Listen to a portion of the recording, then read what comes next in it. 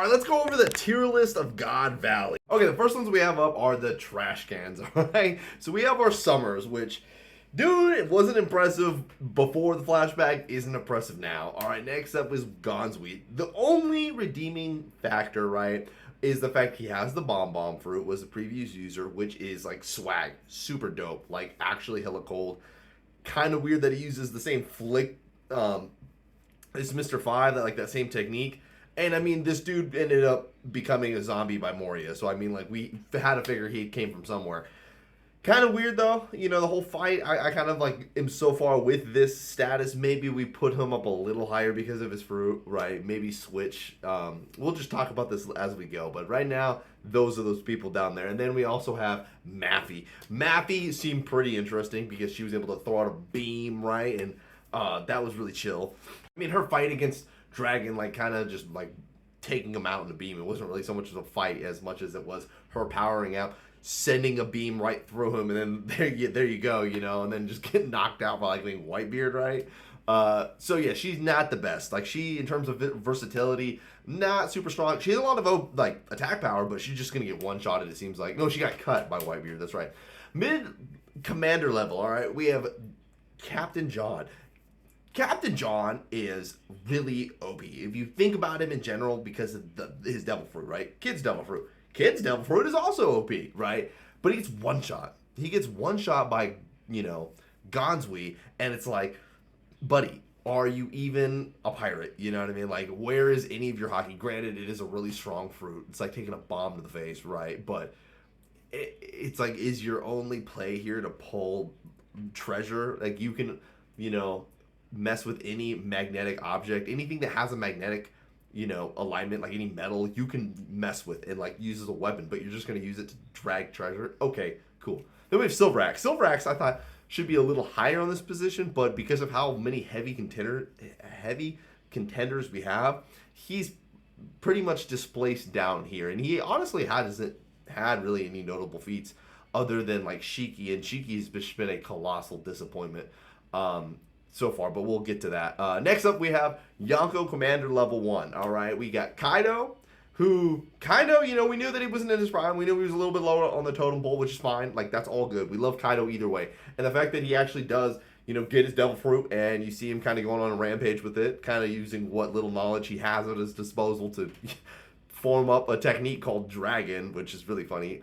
It does match him. He's really tanky, but he's not like the top tiers. He just lacks the hockey and the technique right now with his Devil Fruit, even though he just got it. And then we have Gunku, which Gunku is like, is she even relevant here? Like right now, like she's kind of like a newbie, or like has that position as like, what is it, like the Silver Blade or something like that. Like a weird name that gives her like, not privilege, but just a different title than all the other God's Knights. But it doesn't really equate to actual battle technique or like power output. So she's not going to be that strong. Like, she's just not, She could even be put on the mid commander level or even trash can at this point for all I care, really. Admiral tier level, this is a fucking stretch. Oh, my God. So we have Scopper Gabon, right, which we knew from the pre-time skip. From where we're at initially in Elbaf. He's strong. He's OB. He's like right up there with Rayleigh, right? So coming back in the flashback and God Valley, he should be like pretty exceptional, right?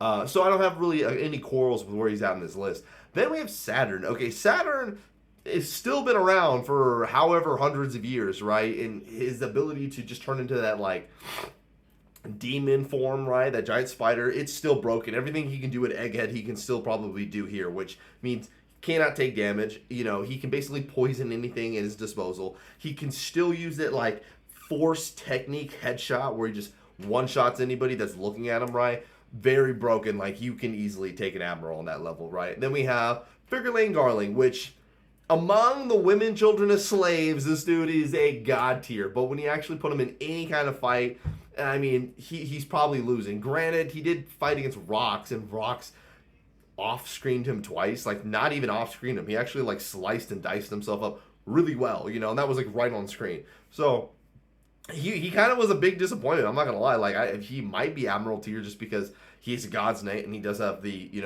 invulnerability or, like, the hyper regen and stuff like that. But not really that intimidating though. He's probably pretty powerful for where he's at among the Gods Knights, just because he can just take down rabbits, as they call them, a lot faster. Like, he can just take down women, children, and slaves a lot more than the rest can. So maybe we can equate that to power, but I doubt it. And then we have Shiki. Shiki, the flow fruit. Dude has been honestly kind of ratty this whole flashback. He's admirable because granted, it took Sengoku and Garp later on to take him down when he 1v2'd or 1v however many when he took down to Marineford, to try to self-destruct. I don't know what he was doing down there, but he was basically suiciding at Marineford. Did take 2 of the OPs to take him down, so that still carries over here.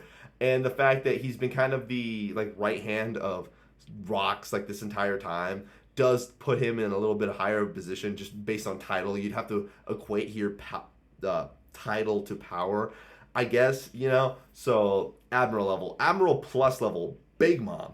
Big Mom has the biggest stack so far of abilities. She already has a few kids, right? She's already kind of making a name for herself, but her power and just her overall base stats of being a really unstoppable tank, really good. They're really high up there. She's already, all she has to do is make homies and then go around to all these fodder and start just sucking their soul, and then her power just grows, right? That's essentially where it's at. She just needs to farm souls at this point, and she's just gonna, go way up there right now. So, she's probably already at Admiral level. She can probably take a hit and then heal everything back by creating homies, and has pretty decent hockey for the most part, from what we saw. And then we have Rayleigh, which Rayleigh is automatically up there, in my opinion, because not only you already have what's happened in present day, him being the right hand man of the Pirate King, and then also helping Luffy and teaching him, and then basically showing up an aura shocking Blackbeard, right, into giving up Boa. But not only that, going off in this entire backstory, saving Shocky, doing everything that he's been doing. He has now really disappointed. Some people don't like the fact that they went with a love story with him in the flashback. I don't mind that. I actually enjoy it because it's a huge character development.